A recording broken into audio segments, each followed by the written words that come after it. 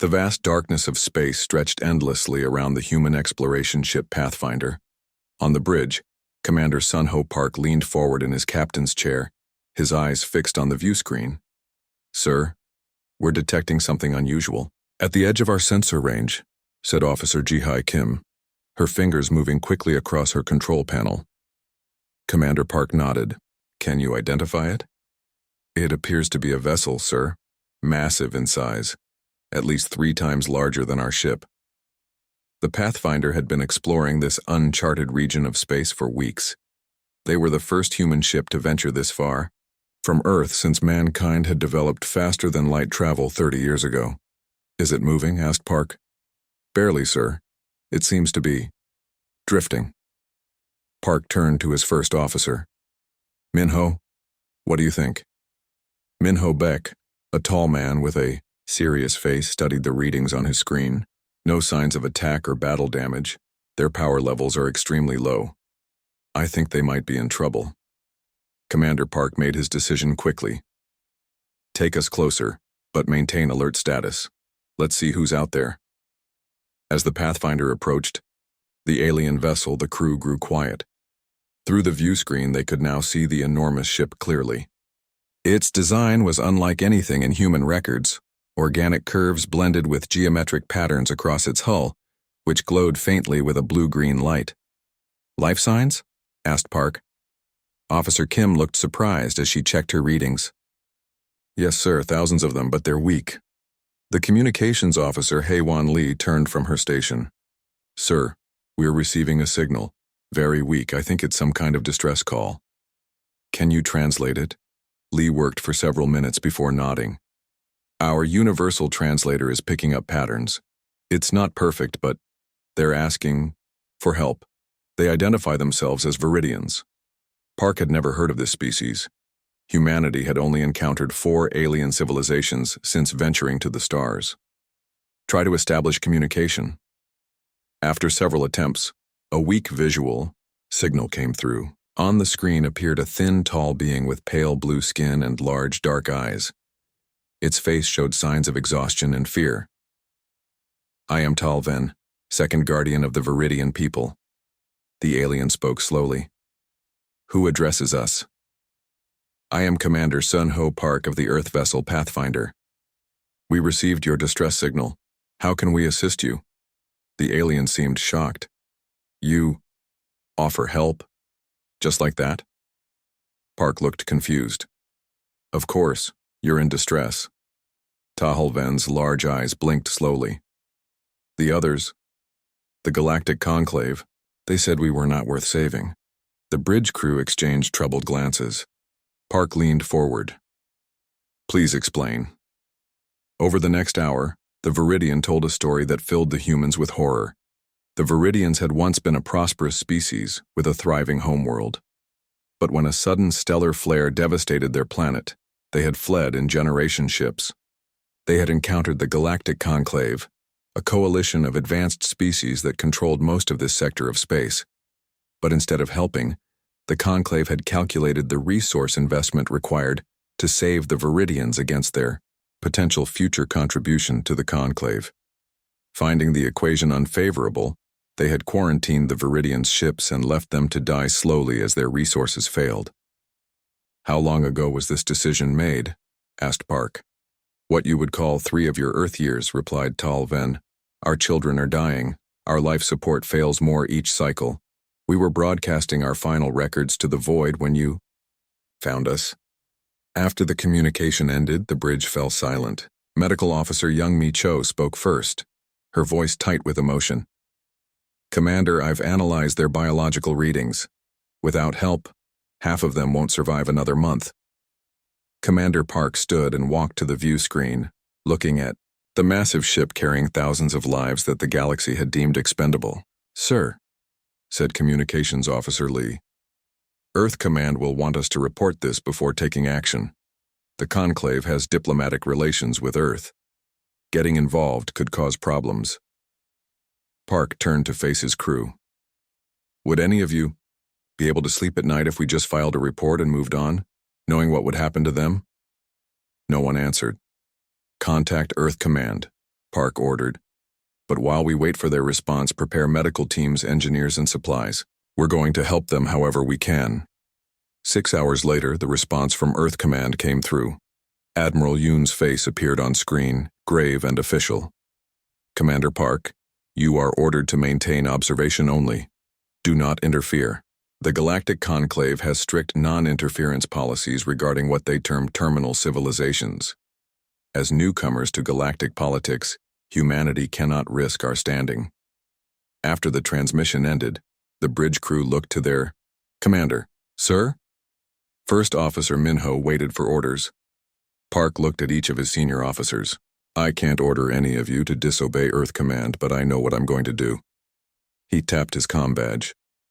All senior staff to Conference Room 1. We have work to do. The galaxy had abandoned the Viridians. Humanity would not. Commander, Sun-Ho Park stood in the conference room of the Pathfinder, looking at the faces of his senior officers. None of them had left after he announced his decision to help the Viridians, despite Earth Command's orders. What I'm about to suggest is technically mutiny, Park said. Anyone who walks out now will face no consequences from me. No one moved. Medical Officer Young Mi Cho spoke first. I took an oath to preserve life. I won't abandon thousands of people to die. First Officer Minho Bayek nodded. We all agree, sir, but Earth Command will track our communications and movements. They'll stop us before we can help anyone. Park smiled slightly. That's why we're going to stage a mutiny. Communications Officer Haewon Lee looked confused. A real mutiny or a fake one? Both, Park replied. We'll cut communications with Earth Command and appear to have gone rogue, but there are people back home who share our views. Chief Engineer Do-hyun Kang leaned forward. Admiral June for 1. He contacted me privately after the official message said he wished he could help. Park nodded. Exactly. While officially disavowed, we'll secretly receive support from Earth. The Conclave will believe Earth has no part in this. The plan came together quickly. The Pathfinder would claim to have a communication system failure.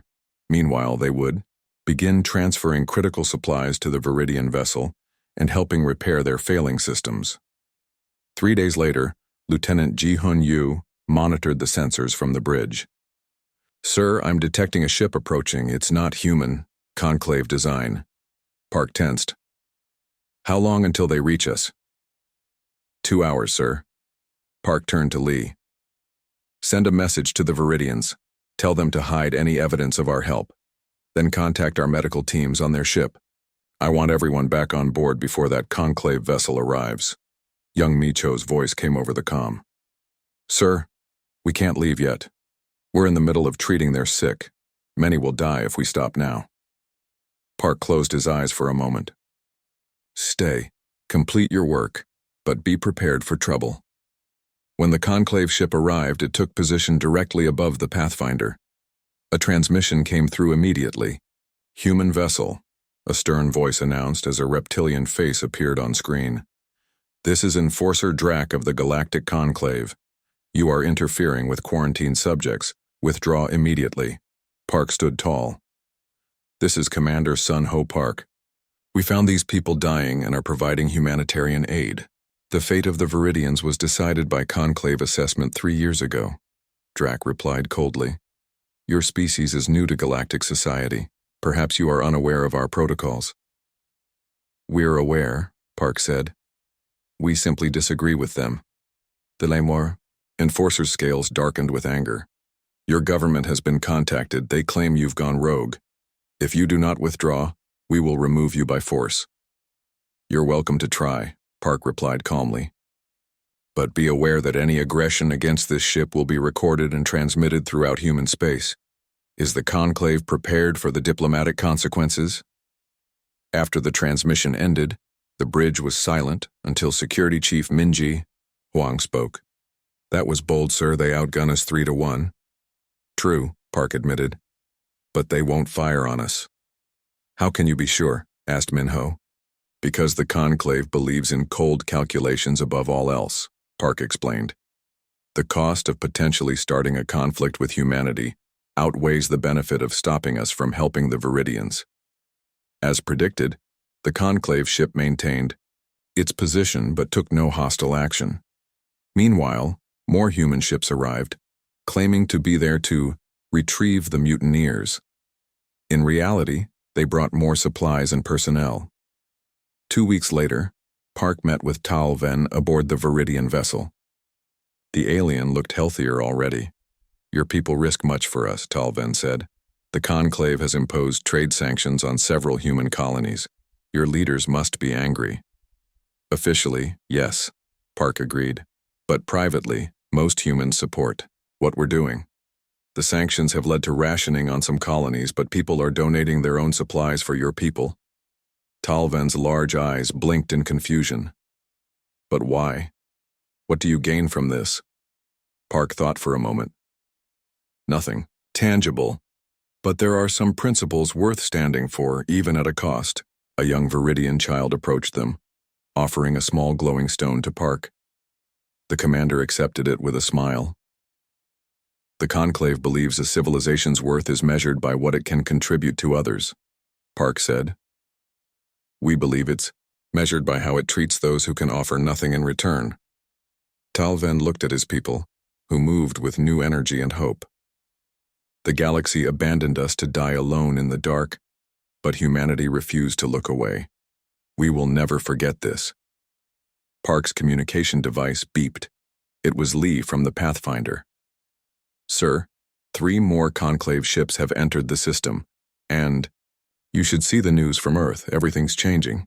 Chief Science Officer Jun Seo Song had been studying Viridian biology for weeks. He worked tirelessly in the Pathfinder's lab, analyzing blood samples and tissue cultures from the refugees. Something about their cellular structure fascinated him, but he couldn't quite identify what made it unique. On the 23rd day of their mission, Jun Seo nearly fell out of his chair when the results of his latest test appeared on screen. "Commander Park," he called over the ship's communication system. "You need to see this immediately." When Commander Sun Ho Park arrived at the lab, Jun Seo could barely contain his excitement. "Look at this." Jun Seo pointed to the screen. "The Viridians have a natural immunity to the Nexus pathogen." Park frowned. "The Nexus pathogen? I've never heard of it." "That's because Earth hasn't been affected yet," Jun Seo explained. "But according to the Conclave medical database we accessed, it's been spreading through their territories for the past 5 years. It attacks the nervous system and causes a slow, painful death." Park studied the data. "And the Viridians are immune?" "Not just immune. Their blood contains compounds that neutralize the pathogen completely. It could be used to create a cure." Park's eyes widened as the implications became clear. The Conclave knew this. "They must have," Jun Seo agreed.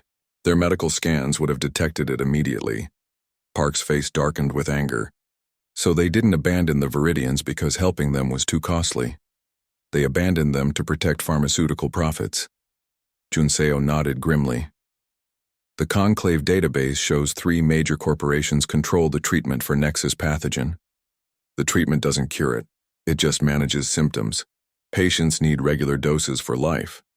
Park slammed his fist on the table. "And a Viridian-based cure would destroy that market." "Exactly," Jun Seo said. "Treatment costs are astronomical. A cure would save millions of lives, but cost those companies trillions in profits." Back on the bridge, Park called a meeting with his senior staff to share the discovery. As he finished explaining, Communications Officer Haewon Lee interrupted with urgent news. "Sir, we're receiving reports from Earth. The Conclave has imposed severe sanctions against human colonies. Trade routes are blocked. 3 outposts are reporting critical shortages of medical supplies." Security Chief Minji Huang added, "And the Conclave enforcers have doubled. There are now 6 ships surrounding us." Park stood silently for a moment, the weight of responsibility heavy on his shoulders. The Conclave is willing to let millions of their own people suffer to protect corporate profits. And now they're punishing humanity for doing the right thing. First, Officer Min Ho Bayek looked worried. "Sir, perhaps we should reconsider our position. Earth can't sustain these sanctions for long." Before Park could respond, a new message came through. It was from Admiral June, one of their secret supporters on Earth. His face appeared tired but determined. "Commander Park, officially I'm contacting you to demand your return to Earth for court-martial," he began loudly, then lowered his voice. "But the truth is, you have more support than you know. When news of what you're doing leaked, public opinion exploded in your favor. People are donating their personal supplies to send to affected colonies.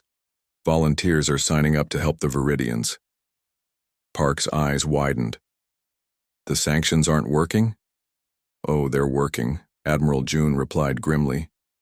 "People are suffering, but they're also standing together. The Conclave doesn't understand humans very well if they thought hardship would make us abandon our principles." After the transmission ended, Park turned to Junseo.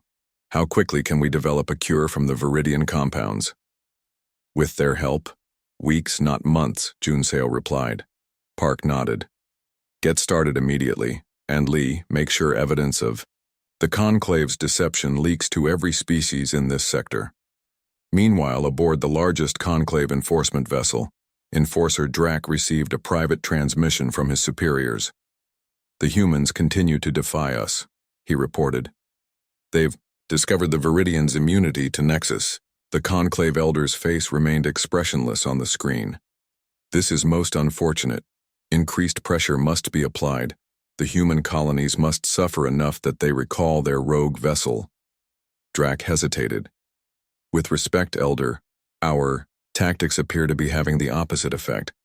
The more we pressure them, the more unified they become in supporting the Viridians." "Impossible." The Elder dismissed the concern. "No species would endure hardship for another that offers no strategic advantage. The humans are simply being stubborn. Double the sanctions." After the transmission ended, Drac watched the human ship through his view screen. He had studied Earth culture as part of his preparation for this mission. Something about them troubled him deeply. "They behave irrationally," his second-in-command observed. "No," Drac replied slowly. "They simply value things we do not, and that makes them dangerous." On the Viridian ship, Tal Ven watched as human medical teams worked tirelessly to save his people. A young doctor named Misun treated a Viridian child while humming a soft tune.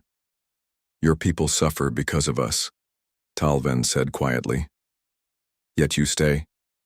Misun smiled as she finished bandaging the child's arm. "Where else would we be when you need us?" For the first time in years, Tal Ven felt something he had almost forgotten: hope. News traveled fast across the galaxy. Despite the Conclave's efforts to control information, stories of humanity's defiance spread from ship to ship, planet to planet. Many species had accepted the Conclave's cold logic for centuries without question. Now, for the first time, they began to wonder if there was another way. On the trading hub world of Zenith Prime, a Conclave outpost, Ji Ho-Han prepared to address the Galactic Assembly. As Earth's youngest diplomat at only 32, he had been chosen for this mission because more senior officials could not be officially involved with the rogue humans helping the Viridians. Ji-Ho stood before representatives of 27 species. Many viewed him with clear hostility. "The human known as Park and his crew have violated Conclave quarantine protocols," the moderator announced. "Earth has been called to answer for these actions."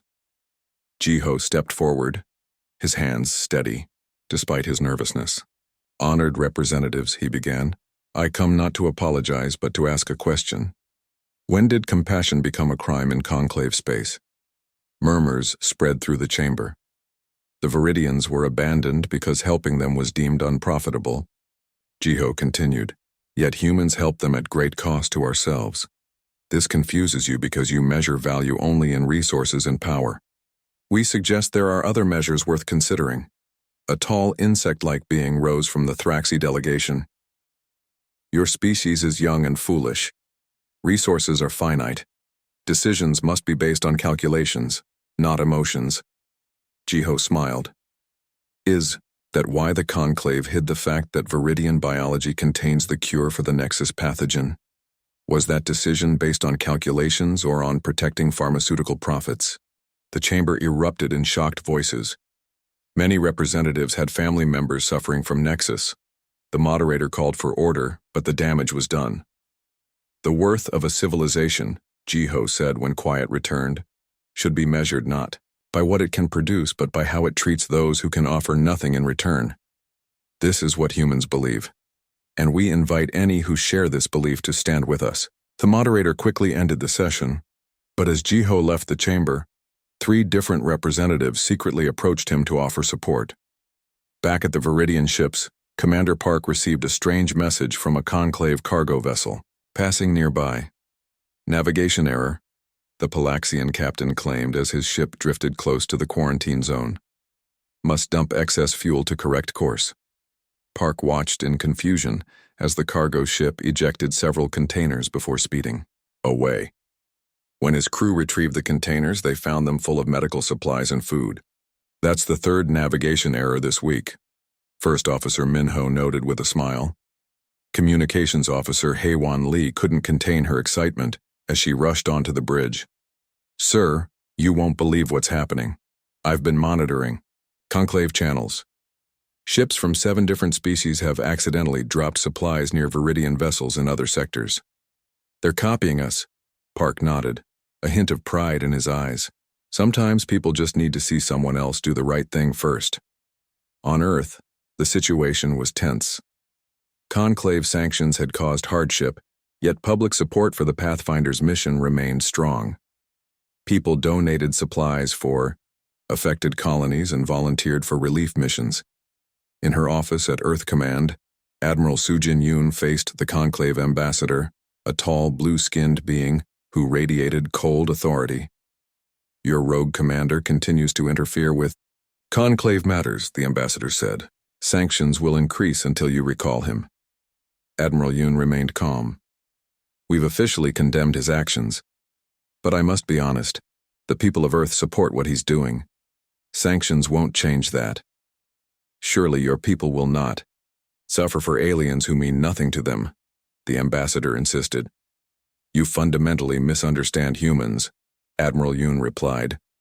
The more you punish us for showing compassion, the more determined we become. After the ambassador left, Admiral Yoon encrypted a message to Commander Park. Official position unchanged. Unofficial support growing. Hold the line. Meanwhile, aboard the Conclave enforcement flagship, Enforcer Drac faced growing dissent among his own crew. Several had family suffering from Nexus, who could be saved by the Viridian cure. The humans call their philosophy the Declaration of Mutual Dignity, his second-in-command said quietly. It's spreading through the lower decks.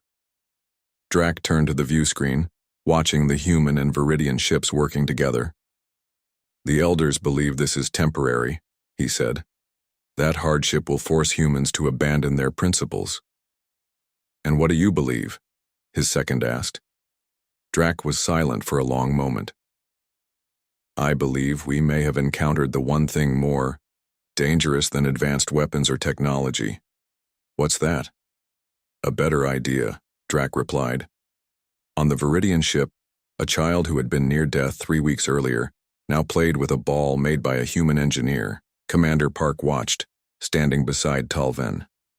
The galaxy is changing because of you, Talven said. Park shook his head. Not because of us. Because people everywhere recognize truth when they see it. No one should be abandoned. His communicator beeped.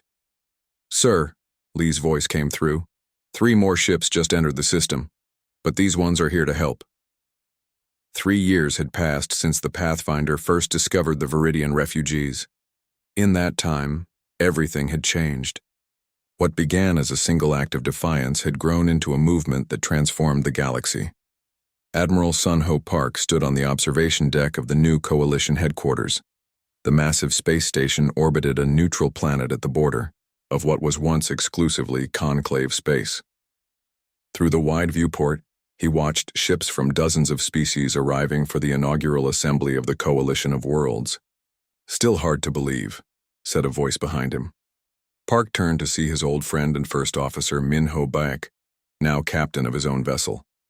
Which part? Park asked with a smile. All of it, Minho replied. That the conclave actually split. That half their members joined us. that we're really doing this. The conclave had indeed fractured after the Viridian cure for the Nexus pathogen was widely distributed. The pharmaceutical companies that had influenced the original abandonment of the Viridians saw their profits collapse. More importantly, species across the galaxy began questioning the cold calculations that had governed conclave decisions for centuries. Admiral Park, a young officer, approached. The Viridian representatives have arrived. Park nodded. Thank you, Ensign. Please escort them here. Minutes later, Talven entered the observation deck. The Viridian looked healthier and stronger than when they had first met. Behind him came several other Viridians, including a young female who Park recognized as one of the children they had saved in those first desperate weeks. My friend, Talven greeted Park warmly. Today marks the fulfillment of a promise made 3 years ago. Park clasped the alien's hand. A promise made by many, not just humans. But begun by humans, Talven corrected. When all others looked away, they turned to watch as more ships arrived through the nearby jump point. Not just military or diplomatic vessels, but trading ships, science vessels, and passenger liners from 24 species. Beyond the viewport, construction drones worked on expanding the station to accommodate the growing alliance. The assembly hall is ready, said Jiho Han, approaching the group. Once Earth's youngest diplomat, he now served as coalition coordinator. The stress of the past 3 years showed in the lines on his face, but his eyes remained bright with purpose. Before we join the others, Talven said, there is something I wish to show you, Admiral. The Viridian presented Park with a small transparent cube. Inside floated what appeared to be a miniature galaxy of tiny lights. This contains the genetic sequences of every Viridian who survived because of humanity's choice. Talven explained. Over 20,000 individuals who would not exist today. Their patterns will be incorporated into the foundation stone of the Coalition headquarters. Park's eyes misted as he accepted the gift. Thank you. In our ancient philosophy, Talven continued, we believe the universe tests civilizations not through their strength or technology, but through the choices they make when facing others' suffering. The young Viridian female stepped forward. I was dying when your people found us, she said in careful human speech. My name is Vila. I am training as a medical officer now to save others as I was saved. Park smiled at her. The best way to honor help is to extend it to others. Minho's communicator beeped. The assembly is gathering, he reported. We should go. As they walked toward the great hall, Park noticed a group of conclave enforcers speaking with coalition security. Their leader was a familiar face. Enforcer Drac, Park said with surprise. I didn't expect to see you here. The reptilian being inclined his head. I am no longer with the Conclave Enforcement Division. My ship and crew voted to join the coalition 3 months ago. What changed your mind? Park asked. Drac looked past him to where medical teams from 5 different species worked together, preparing to depart for a relief mission. The galaxy abandoned the Viridians to test humanity, Drac said thoughtfully, and humanity passed the test that many older species failed. We just did what anyone should have done, Park replied. That, said Drac, is precisely why your species may one day lead us all to something better. Inside the assembly hall, representatives from 27 species gathered to sign the coalition charter. Its first article, displayed prominently above the stage, read, No civilization shall be abandoned. As Park took his place among Earth's delegation, he thought about how much had been sacrificed to reach this moment. The sanctions, the hardships, the diplomatic battles. Yet here they were, building something new from the ruins of indifference. It begins, Talven whispered beside him as the assembly called for order. Park nodded. Yes, something better than what came before. Around them, humans and aliens worked together, proving that even in the cold vastness of space, compassion remained humanity's greatest strength and most powerful gift to the galaxy.